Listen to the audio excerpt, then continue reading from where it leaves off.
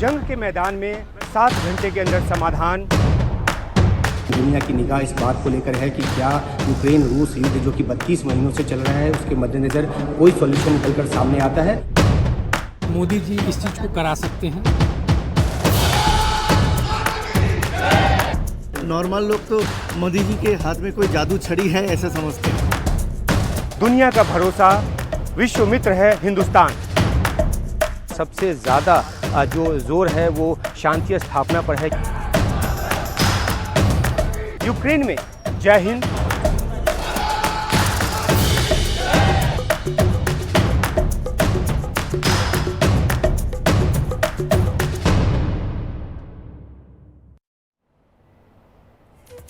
नमस्कार, मैं हूं विकास भदौरिया। ये शो हमारे सहयोगी उमा शंकर सिंह को यूक्रेन से करना था, लेकिन किसी तकनीकी खामी की वजह से आज ये शो यहीं से हो रहा है। लेकिन हम आपको प्रधानमंत्री नरेंद्र मोदी के यूक्रेन दौरे की एक एक खबर दिखाएंगे, एक एक घटना और एक एक फ्रेम बताएंगे। आप जिस वक्त ये बुलेटिन देख रहे हैं उस वक्त पूरी दुनिया की नज़र यूक्रेन पर है, क्योंकि ये न केवल यूक्रेन और भारत के लिए बल्कि पूरी दुनिया के लिए बेहद खास समय है। जब पूरी दुनिया लगातार कई महीनों से युद्ध के साए तले जी रही थी, कहीं कम कहीं ज़्यादा युद्ध का असर देखने को मिल रहा था, तब जंग के मैदान में शांति की उम्मीद जगी है। और ऐसा इसलिए क्योंकि भारत के प्रधानमंत्री ने यूक्रेन का दौरा किया है और वहां जाकर फिर एक बार साफ संदेश दे दिया, भारत युद्ध नहीं बल्कि शांति का पक्षधर है।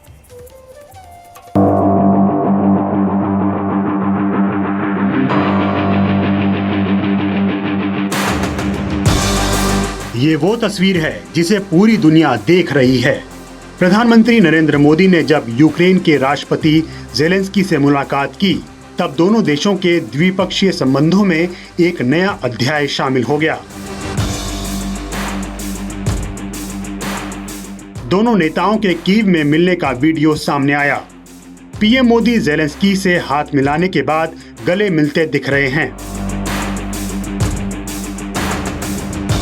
यूक्रेन के साथ भारत की एकजुटता और दुनिया में शांति का संदेश देते हुए प्रधानमंत्री मोदी ने ज़ेलेंस्की के कंधे पर अपना हाथ मजबूती से रखा।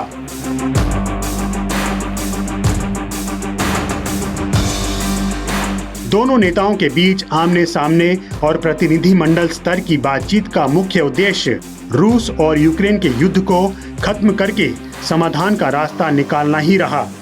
We signed 4 agreements today. One was in regard to community development projects in Ukraine. One was in regard to drug control standards and harmonization. One was on cultural exchange and agriculture. Say that we have been, in the past, been providing humanitarian assistance to Ukraine. I think 17 consignments so far have been delivered. These are largely in the medical, on the medical side. 23 August Ukraine का राष्ट्रीय ध्वज दिवस भी है। PM Modi Poland से 10 घंटे की rail यात्रा के बाद कीव पहुंचे। स्टेशन पर पीएम का गर्मजोशी से स्वागत किया गया।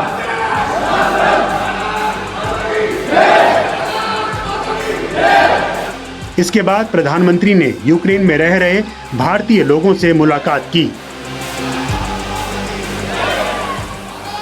वो द्विपक्षीय रिश्ते इस लिहाज से काफ़ी अहम है क्योंकि जो अगर टेक्निकल मिलिट्री एक कोऑर्डिनेशन और कोऑपरेशन की बात करें तो यूक्रेन के साथ भारत का लंबा एक सिलसिला रहा है। जो गैस टरबाइन इंजन्स हैं उसका भारत जो है वो बहुत बड़ा खरीदार रहा है, उसका आयात करता रहा है और फार्मास्यूटिकल्स समेत कई सारी ज़रूरी जो चीज़ें हैं वो भारत जो है वो यूक्रेन को देता है। और बड़ी तादाद में यूक्रेन में भारतीय छात्र जो हैं वो पढ़ाई करते हैं। तो पीपल टू पीपल कॉन्टैक्ट के मद्देनज़र हो, व्यापार निवेश के मद्देनज़र हो, इन सब मुद्दों पर जो है द्विपक्षीय बातचीत में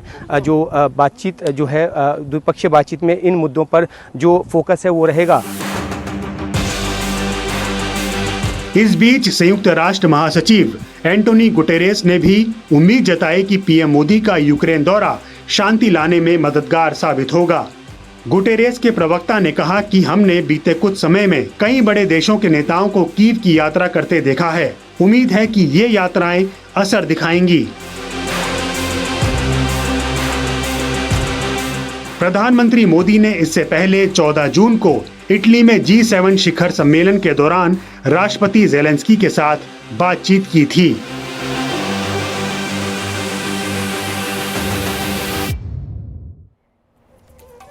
तो हमारे सहयोगी उमा शंकर सिंह की आपने रिपोर्ट देखी। 1991 में यूक्रेन आज़ाद हुआ था और तब से पहली बार किसी भारतीय प्रधानमंत्री ने यूक्रेन का दौरा पहली बार किया है।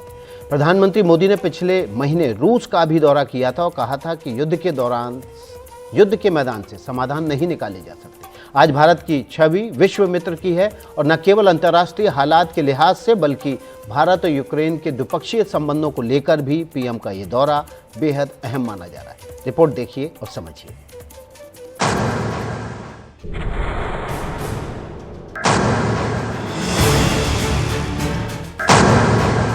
युद्ध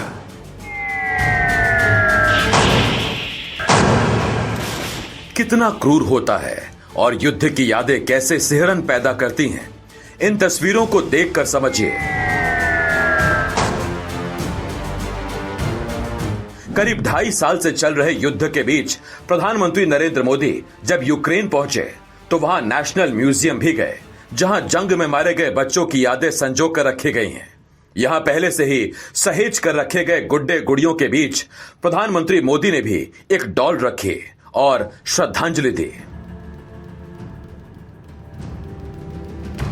पीएम ने सोशल मीडिया साइट एक्स पर लिखा, कोई भी युद्ध बच्चों के लिए सबसे ज्यादा विनाशकारी होता है। मैं जंग में मारे गए बच्चों के परिवारों के साथ हूं और प्रार्थना करता हूं कि उन्हें इस दुख से लड़ने की शक्ति मिले। प्रधानमंत्री मोदी ने कीव में महात्मा गांधी की प्रतिमा पर पहुंचकर बापू को श्रद्धांजलि दी। इस प्रतिमा को महात्मा गांधी के 151वीं जयंती के मौके पर साल 2020 में स्थापित किया गया था। पीएम ने सोशल मीडिया पर अपना संदेश लिखा कि बापू की प्रतिमा पूरी दुनिया में मौजूद है। यह लाखों लोगों को उम्मीद देती है। बापू ने इंसानियत का जो रास्ता दिखाया उस पर हम सबको चलना चाहिए। भारत और यूक्रेन जो कि पिछले 25 सालों में द्विपक्षीय रिश्तों को लेकर आगे बढ़ते रहे हैं, एक ऐसा मौका जब पहली बार भारतीय प्रधानमंत्री स्वतंत्र यूक्रेन में आए हैं, तो उसके बाद द्विपक्षीय रिश्तों को किस तरह से गति मिलती है और क्या कुछ निकल कर सामने आता है। खासतौर पे एक अहम मुद्दा जो है वो है टेक्निकल मिलिट्री कोऑर्डिनेशन का, कोऑपरेशन का, तो इस पर निगाह रहेगी। सोवियत संघ के विघटन के बाद यूक्रेन 1991 में अलग देश बना था। इसके बाद से ही भारत ने यूक्रेन से राजनयिक संबंध स्थापित कर लिए थे। यूक्रेन ने एशिया में अपना पहला दूतावास 1993 में भारत में ही खोला था। सोवियत संघ के विघटन और रूस बनने के बाद भारत ने जितनी दोस्ती रूस से निभाई उतनी यूक्रेन से नहीं निभाई। यूक्रेन के पड़ोसी पोलैंड से भारत के संबंध काफी मधुर रहे हैं। इस दौरान भारत के 3 प्रधानमंत्रियों ने 1955 से 1979 तक पोलैंड का दौरा किया, लेकिन किसी भारतीय प्रधानमंत्री ने यूक्रेन की यात्रा पहली बार की है। भारत बहुत सारे दे सकता है। भारत को जो एक्सपर्टाइज है, भारत को जो हम लोगों को जो राजनीतिक जो एक सपोर्ट मदद करना चाहिए यूक्रेन को, ये बहुत सा कॉस्टली है यूक्रेन के लिए। हर एक कंट्री का सपोर्ट उनको चाहिए, इसलिए बहुत कोशिश कर रहे हैं कि भारत को लीडर्स यहाँ आए, कि भारत को लोग ये सब कुछ सपोर्ट करें। फरवरी 2022 में यूक्रेन पर रूस के हमले के बाद से भारत यूक्रेन व्यापार में कमी आई। साल 2021-2022 में दोनों देशों ने 3.39 अरब डॉलर का व्यापार किया था, जो कि 2022-2023 और 2023-2024 में घटकर 0.78 अरब डॉलर और 0.71 अरब डॉलर रह गया। लेकिन इसी युद्ध ने यूक्रेन के साथ संबंधों को सुधारने का एक अवसर भी उपलब्ध कराया है। लड़ाई में भारत ने किसी का पक्ष नहीं लिया। यही वजह है कि यूक्रेन भी भारत के साथ रिश्तों को बेहतर से बेहतर करना चाहता है। Bureau report, NDTV India.